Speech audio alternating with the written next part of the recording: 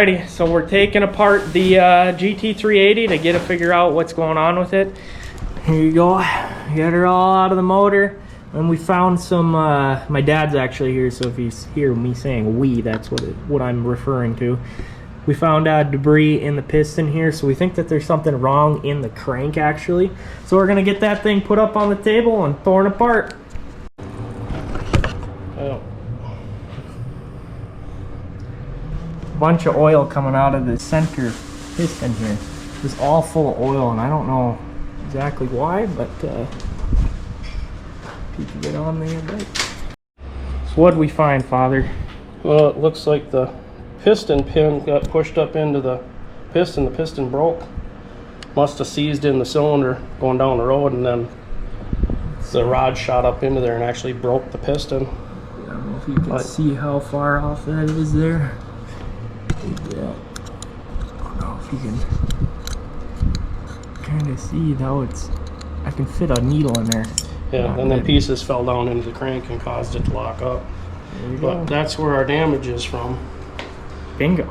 You can kind of see it here. Shine that light back behind it. You can kind of see how it's not aligned. Well, it looks like that's going to be kind of a pain to get off there. So that is what came out of the piston. So you can see basically the piston, it didn't sit in there square. So what happened was the center got seized up, and you can see it bent the whole rod and everything. Crazy. You can see how hot that rod got just by the discoloration. That got warm. New and crank. Of course, it's the center cylinder. Yeah, of course. New crank. Here we go.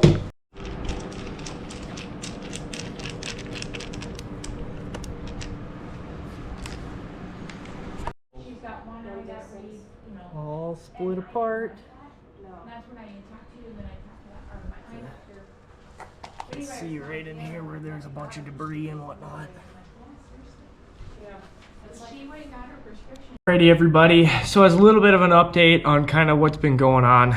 So we tore apart the GT380 last night, a couple nights ago, I should say. Comes with a bent connecting rod, so that's the biggest problem with it, and what we realized caused all the issues to begin with. So just for a little bit of context, I bought these motorcycles, all of these, in non-running condition, just as a collection, no idea what was wrong. So I kind of figured out and put it together of what happened to this bike.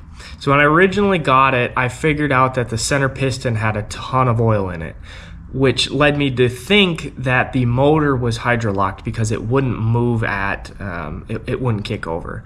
But what I found out now after going through the process is the gentleman who owned it prior was riding it. It had to have blown up, or at least seized the center piston. He went in and put a bunch of oil in it to try and get it to free up, which over time it probably did. And long story short, when I was kicking it over, whatever was in the piston got lodged in, whatever broke off in the piston got lodged in the crank and actually didn't quit allowing me to kick it over. So the connecting rod is bent, piston shot. So essentially this bike needs about $1,500 worth of work or so, plus just all my time in trying to get this thing ready. So what I've opted to do is actually, my dad is a big guy into motorcycles and vintage stuff. So it's kind of how I got to know about half the stuff I know. So he is actually going to take it home and fix it, take it home back to Minnesota and ride it, fix it, ride it, and love on it. Because honestly, I was probably just going to sell it anyways. And so for him to fix it and ride it and have a good time with it I'm more than happy to give it over to him. So we're going to be shifting projects here and probably working on the GT750, because once that's going, I got these GT550s, probably trash, probably going to throw them out anyways. So it'll kind of start to free up the shop and get the opportunity to work on the really, really fun projects, which are the RD400, Kawasaki H2, and the RZ. Those are the ones that really, the whole reason I bought this collection was for those three bikes. The rest of them were kind of just bonus bikes to me. So yeah, that's probably what we're gonna end up doing next, and just wanted to give you guys a little bit of update. So thanks. Oh, as always, like, subscribe, comment, baby. Let's do it.